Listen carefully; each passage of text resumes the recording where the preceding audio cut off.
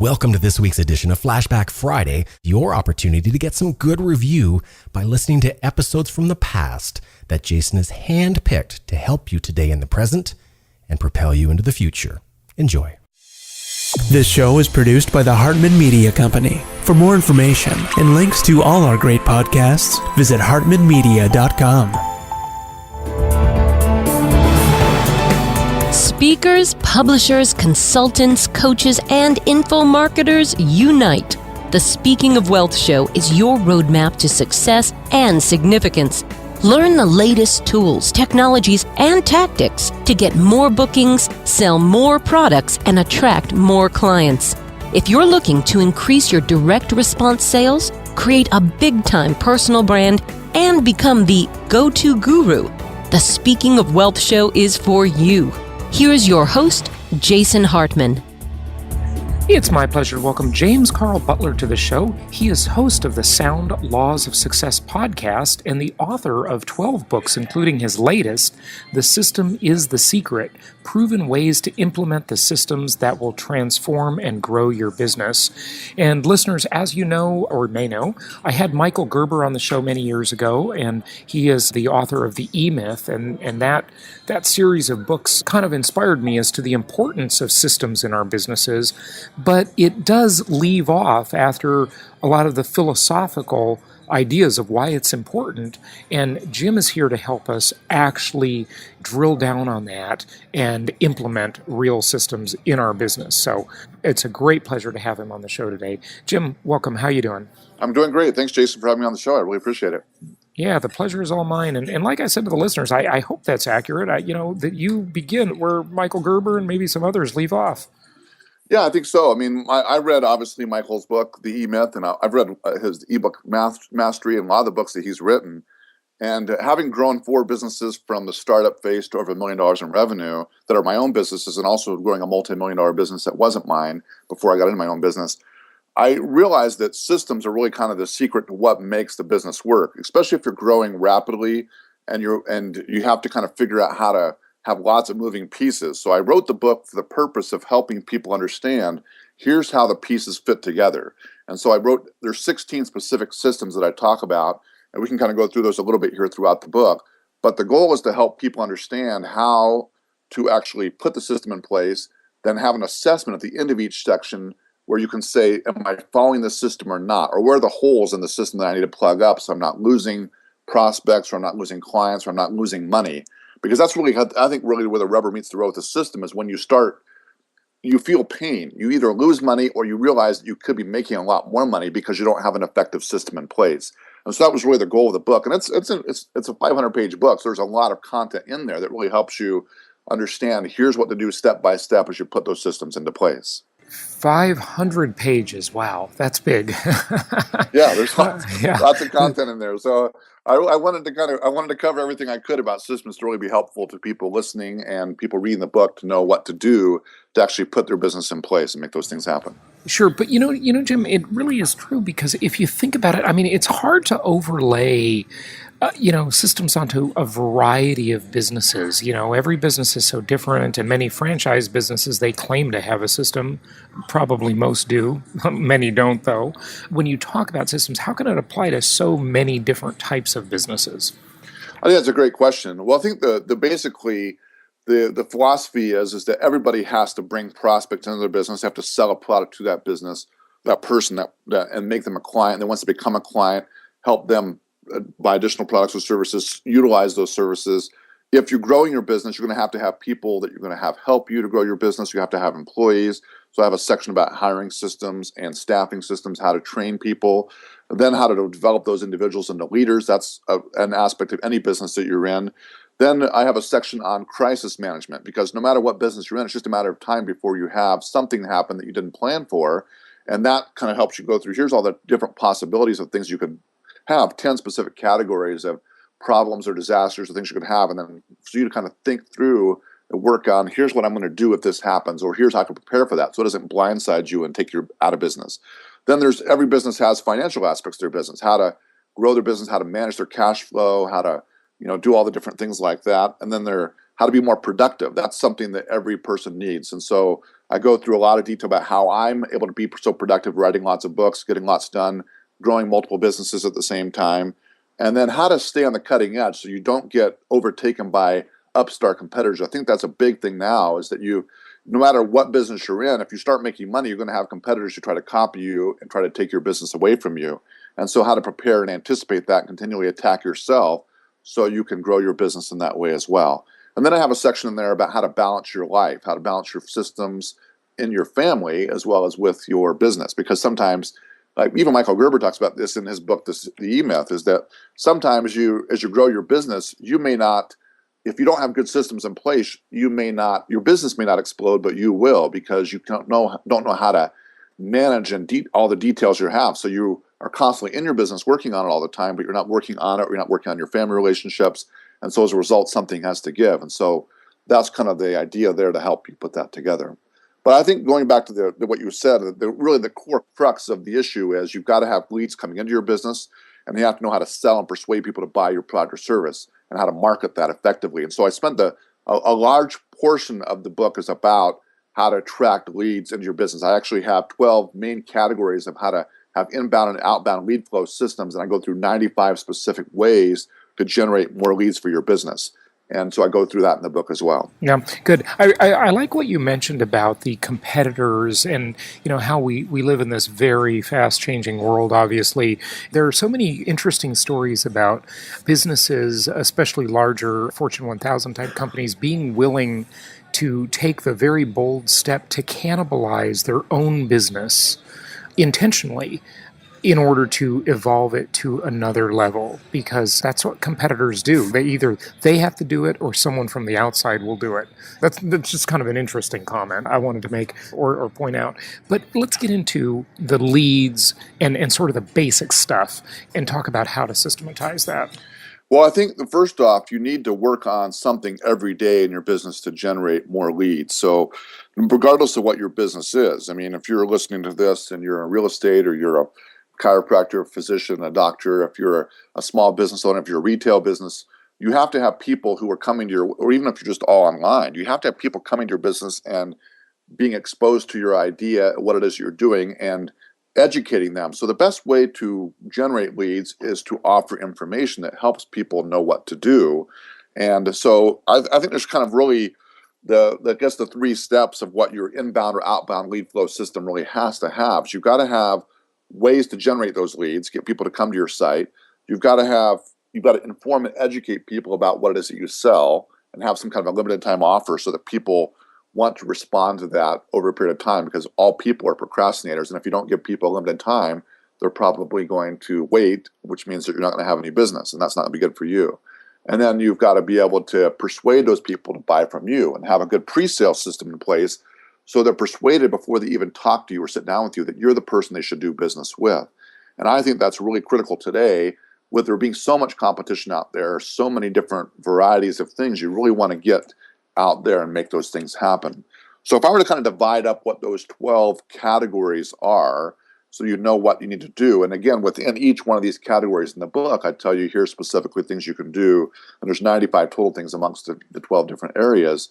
But the first, obviously, is direct marketing, how you're marketing them, whether that's through direct mail or your business card, you're making phone calls, if you're doing specific targeted ads in publications or online, or if you have your own catalog, if you have a newsletter, if you're doing upsell within your business, if you have some kind of a coupon or something like that, you're giving to a person directly. That's kind of that's there. Then you have your specific kind of, if you have print ads or any kind of marketing that you're doing, that you go to a trade show and you hand something out that causes them to go to your website to do business with you. You've got your internet ads, and there's 15 different categories within the internet ads alone that you can build your leads from with that. And I can go through all these different categories, but I guess the real essence of what I wanted to say is that you've got 3 types of leads coming into your business, regardless of what your business is. You've got hot leads, you've got warm leads, and you've got cold leads. And your goal is really, through your pre-sales process and everything you do, is to attract people, obviously, who want to do business with you now, who are the hot leads. But you're going to have some people who are maybe skeptical or not sure whether they're the right option or not, and then they're warm. And with some persuasion and some education, they can be convinced that you're the right choice for them. And so they can be moved from warm to hot. And then you have cold leads. People you're attracting people that aren't even the right fit for you in your business. And those are, I guess, would be considered bad leads in the context of you might be wasting your time on people who aren't even really the right fit for you in your business. And so I think that's an important part of the lead flow system, because you've got inbound lead flow systems, you've got outbound lead flow systems with your follow-up and things like that. They're going to make sure that you're not leaving money on the table with your current clients as well. On those, do you recommend a software tool? I find that a lot of the systemization in any business really comes from that software platform. Absolutely. I think there are several different software platforms out there. You just got to have something that works for you. Yeah. Which ones, though? I wanted you to be specific, though. Like which ones? Any particular likes that you have? Oh, okay. I'm familiar with Infusionsoft. There's other ones out there like Aweber and others, but Infusionsoft is really good. It's a little bit more complicated, but it's a great way to systematize things. So you can kind of set up all the different marketing funnels that you use, and then set it on autopilot so that you constantly have those leads going out there. But even if you're a brand new business and it's maybe a little bit more expensive than you want to do, here's what I would recommend that you do, is that, and this is, even if you have a great tool like Infusionsoft, you've still got to do this work. You've got to look at what you've got, look at your marketing funnel and say, okay, list all the products that you have on a paper that you want to sell, that you currently are selling.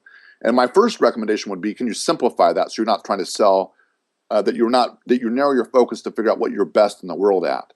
But regardless of, let's say you have 5 products or 10 products, or even like for a realtor, since you're a lot of backgrounds in that, you're going to have a lot of inventory that you're going to have that you can offer to people. But what you want is buyers coming in that are interested in buying that inventory. And so what you want to think about here is, how many leads do you have coming into your marketing funnel every day? And that's an important question for you to ask right now. So what is it right now? What does it need to be in order for you to reach your goals? So one of the systems I talk about in the book is that you've got to have your goals, your mission, and kind of your vision, what you want to do. So if you want to, let's say, sell $100,000 in a month, just as an example, just to keep the math simple, and your average product that you sell is $1,000, basically what you've got to look at there, okay, I've got to sell 100 products every single month, and you kind of divide that out. How many people do you need to have come in every day? And so if you have 3 people a day, for example, then you're going to be able to make that goal happen. Now, obviously, if you don't have a 100% close ratio, you're going to have to bump those numbers up. Let's say you have a 50% close ratio, then you're going to need to have 6 people coming into your marketing funnel every day, so you can get 3 qualified leads coming out of that who convert, then who actually buy something from you. So what you want to look at is, if it's going to require 6 people coming into your marketing funnel every day, ask yourself the question, who's in charge of managing those leads when they come in? Is it something automatic, or is there someone on your team that's responsible for that, or maybe you yourself as the business owner? Then you got to think about, what's the 3 best ways I generate leads right now that are consistently working? And if you don't have 3, you only have 1, then you need to look at, how can I add more ways to get the lead flow up? So it's kind of like a spigot on a bathtub. You're turning that up, and if it's just dripping out, it's better to have it consistently dripping a little bit every day, because even if the bathtub is plugged, you're going to fill up your bathtub eventually. But you have to remember is, most people they have holes in their bathtub, and so there's constantly leads flowing out as well. So you've got to have enough volume, and you have to have systems and underneath, or marketing funnels underneath those holes in the bathtub, to catch that water or those leads coming out and put them back into the top of the bathtub, or into another lead funnel that's going to actually help you generate more business. And so that's a really important thing, is to think about what's consistently generating leads for me, and what are the 3 best ways to generate fast lead flow. I think those are really 2 important questions that every business owner should think about and ask themselves. Because if you know what your 3 best ways are to generate quick lead flow, when things slow down, you can turn up the volume really quickly, fill up your pipeline with leads, and then work on those. But you also want to, what you want to strive for, what you want to have in your business, is have consistent lead flow, steady lead flow. So it's just constant dripping. So you're having every day, you're having 6 new leads come into your marketing funnel, or 10 new leads, or 100 new leads, or 1,000 new leads, or whatever your business is set up to do. And the most important system you need to have in your business is getting that lead flow, so you can handle the number of leads coming in. And that's really what I would recommend on lead flow, is that you've got to, and then have the right kinds of leads. Because obviously, if you're filling up your bathtub with cold leads that you're going to have to do a lot more work with, you're not really focusing on the right market niche to be able to attract in the right kind of business for you to really make your business crank and do a lot of volume. Okay, I want to switch gears to hiring and staffing systems because that's just so critical. You talked about follow-up of those leads, but before we do that, just any insights and tips on the actual lead generation. You talked about the importance of, whether the leads are the difficult leads, the cold leads, the easy leads, whatever, but any tips on the actual lead generation? What exact things does one do? Well, again, part of what attracts people to want to come into your marketing funnel is you have to have a good lead magnet. You have to have something that's going to cause someone to say, I'm willing to give up my email address or my phone number or whatever that is. And so maybe that's an article that you write that's helpful to people that they can download. Maybe it's a podcast. Maybe it's having a webinar. Maybe it's going and speaking at an event. Maybe it's setting up a specific offer where you give away a course for free or something like that. I know there's several different people who do that where they have a free course that teaches you something about a particular skill, and they're giving their most valuable content or a lot of their valuable content to them for free because it's what attracts people in to say, I need help with this, and they're not sure if they can trust you or not, and so they really have to do that. So I think that that's really important. On your website, you should have some kind of a way to teach people something, but also a way to capture their lead flow. So maybe what that is you give them, let's say I'm going to give you 10 mistakes that the people or prospects in your business might make. And I would put down, here's 5 of them. If you'd like to get the other 5, enter your email address and I'll email you a special report PDF with all 10 of them. Plus, I'm going to give you this particular ebook that I've written that can really help you out with that. So when they get that lead magnet, they're going to be excited about actually starting the dialogue with you. And that's really the very beginning of the conversation. So you can then schedule an appointment. Maybe you have a series of videos that teach them some different things, help them get to know you a little bit. There could be events that you could do. I really think that if people are calling into your business, you can have on hold marketing that they do. If they're where you talk about an offer that they have.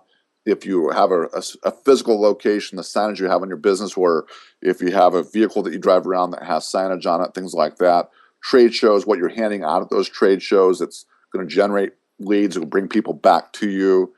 There's so many different kinds of events that you can do, but I think the key thing is what is your offer that's going to attract people to say, I need that. I need help with this, so they can recognize that you're the one who can help solve their challenge or their problem. And if you can deliver that to them in a way and package that in a way that's very attractive to them, that's very beneficial.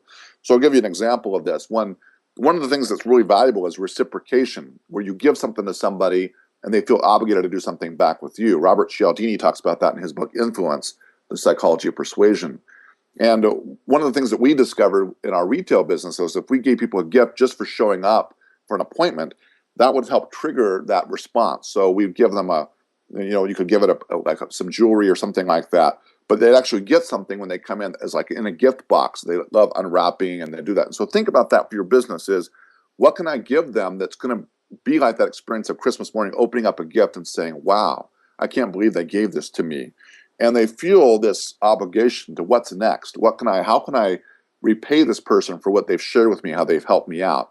And so I think that's really the key distinction of what makes a lead magnet work is there that sense of awe, that sense of wonder of, wow, this is like Christmas morning opening up something, and I'm so glad I met you. I'm so glad I found your website. I'm so glad I had a chance to talk with you because you gave me something I really need, and I'm grateful to you, and I can't wait to go to the next step with you. Okay, one of the most critical things of any small business is hiring and staffing and recruiting. Let's talk about some of the systems for that, because these are critical. Just attracting talent, very, very important. Well, I have another book. So that's in chapter 12 of my book, The System is a Secret, about hiring and staffing systems. And so I would say there's 2 parts to it. First, you got to, again, attract the right kind of talent to you. And you've also got to recognize that most people that come to you, or where you're looking for people, really makes a big difference. And so there's something I talk about that, about the kinds of questions you ask in the interview. And so if I were to break down kind of how that system works, first off is how you attract people. And then kind of the law of 3 that I learned from Brian Tracy is that you want to, before you hire one person, you want to interview at least 3 people. You want to interview that person in 3 different places or 3 different times. And then you want to have 3 different people in your business interview them. And the reason that that's so helpful is because you're able to weed out or recognize things if you see someone in different situations. So if I anybody can sound good for 20 or 30 minutes when you're interviewing them for the first time. But if I give them a specific task or assignment, say, I'd like you to do this for me, and this is the second part of the interview, for example, I'm going to have a secondary interview with you. Before you do that, I'd like you to fill out this little survey, or I'd like you to do this task for me. And so they write something back, or they respond back, or you can even, I've done it even in our businesses where we've had people actually have to make phone calls and say, okay, here's what's going to happen. And they call a cell phone, and maybe it's my wife or somebody else. And on the other end, they're taking notes of how well they're actually doing this task. And match it to something that's going to work what they need to do in the business. And then the other thing is, and then the third time they come in is actually have them come in and do a tryout interview where they come in and actually work with you, and you give them specific tasks and you watch how they work and how they behave and what they do. There's so many books that have been written out there about the cost of making a bad hire. Brad Sanford in his book Top Grading says that if you make the wrong mistake, it's like you're going to pay like 23 times a person's salary just in the cost of opportunity cost and everything else of hiring the wrong person. So it's really critical, as you mentioned, that you're hiring the right kind of person. And a good hiring system is all about what do you do once that person comes in for the interview to know, are they the right person? Can they do the task? Will they do that task for you? Are they qualified? So it's one thing to look at the resume. It's another thing to actually sit down and talk to them and ask them questions that draw that out of you. So in the book, I go through the different kinds of questions you should ask in the interview. And there's 11 specific types of questions you can ask, and what you should be discovering from those questions that you ask in the interview. And then, so I think that then once you hire someone, you've got to tell them, here's what we expect. And a lot of people don't know clearly what they need someone to do. They know that they're overworked, they're stressed out, they've got to have someone in a position because they can't handle all the work that's going on. And so they kind of throw that person in the job, and then they get frustrated later on because that person isn't doing the work clearly, and they feel like, I've got to take it back and do this, or I've got to sell it to someone else, or, man, that was a big mistake. I really wasted my time hiring that person. But if you can be really clear about why you're hiring that person, what their specific standards are that you're going to have that person do, you're going to be much more successful in doing that.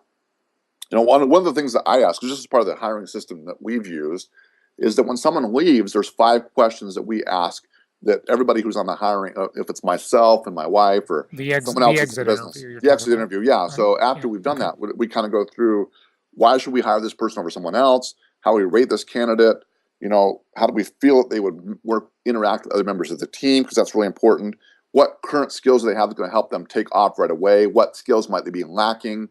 Those kinds of questions are all really important that you ask and think about and do. And so when that person leaves the interview, we ask them some questions too, like, here's what, now that you've been here for a couple of hours and you've watched what we do, I want you to kind of tell me back what specifically you see your role at the company would be, and tell me 2 or 3 ways specifically, if we do hire you, that you'd be able to maximize the effectiveness we'd have in that role.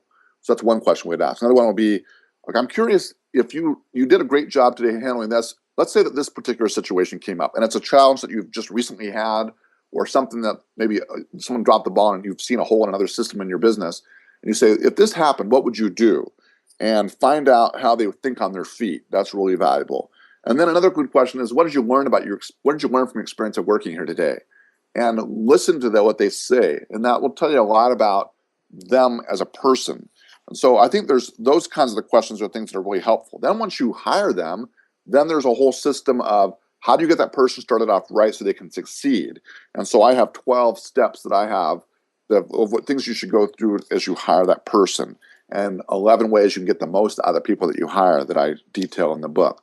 But I think again, going back to this, is one of the most valuable parts of the book, one of the most valuable parts of any system, is you've got to have an assessment to say, how well did we do? How well are we doing at this? And so at the end of each of that section, I have these little, on a scale of 1 to 10, 10 being this is perfect, and 1 being this is not ideal at all. How do you rate in 10 or 12 different questions? We're kind of analyzing that system. And as you go through and you see that, you say, wow, I didn't think about that, or I missed that. And that's really, I think, the value with a hiring system is you know what to do to help people that you're hiring have a great experience, and you're hiring the right people. You don't make mistakes. You can build a team that's going to be cohesive, that's going to really help you accelerate and put the foot on the gas and make your business get to where you want it to be. Great advice. Jim, give out your website. My website is soundlawsofsuccess.com. And on there, I have my podcast. And then there's also a book that I have there about the secrets of implementation. You can download that if you'd like to. There's 21 tips that I use to help me grow my business. You can download that for free once you put your email address in there. Excellent. Good stuff. Well, Jim, thank you so much for joining us today. Any final thoughts you wanted to mention just to sort of wrap this up? Well, I think that the key thing, as I mentioned, is you've got to don't be overwhelmed by the fact that you've got to put systems in place. Everybody knows they need to put systems in place, but it's probably the work that's the most valuable that you'll do in your business, but that people put off the most because it's hard. It's not fun to examine parts of your business that aren't working. But if you'll take time to schedule blocks of time out in your week, so let's say that you've got these 16 systems. If you can say, I'm going to work on my lead systems every Tuesday from 9 to 10:30, for example, in a 90-minute block, I'm going to work on generating 2 or 3 new ways I can generate leads for my business. And you do that every Tuesday consistently, that's going to be much more effective than just getting around to it once a quarter, once every 6 months, or not at all. And so that would be the recommendation I would have, is that to have a start and a stop time for when you can actually work on systems development. Pick a day and maybe have 2 days a week or 2 blocks of time a week where you work on just systems development, where maybe it's lead flow system, maybe it's your customer service system, maybe it's your hiring system, but you sit down for 90 minutes and say, I'm going to work on improving this area of my business so that we have more money coming out of our business as a result of the actions I'm taking. So that would be my advice. That anybody can do that. Anybody can take 3 hours every week or 90 minutes or at least one 90-minute block and work on the systems development in their business to really help their business grow and be more successful. I think that is fantastic advice because, when you get the systems working, it just becomes so much easier. It reminds me of that old Saturday Night Live skit, where they were in the little diner and it's like cheeseburger, chips, Pepsi, no Coke, Pepsi. Remember that one? It's hilarious. Yeah, that was a good one. Yeah. But the point being that is the system, and it's just so critical to businesses. I think businesses live or die on just a few things, really. They live or die on their brand, and they live or die on their systems. The rest is relatively easy after that. So good stuff. This has been a great talk. Well, Jim, thank you for joining us and sharing some of this good advice. You're very welcome, Jason. Thanks for having me on the show. I appreciate it. This show is produced by the Hartman Media Company, all rights reserved. For distribution or publication rights and media interviews, please visit www.hartmanmedia.com or email media@hartmanmedia.com. Nothing on this show should be considered specific personal or professional advice. Please consult an appropriate tax, legal, real estate, or business professional for individualized advice. Opinions of guests are their own, and the host is acting on behalf of Platinum Properties Investor Network, Inc. exclusively.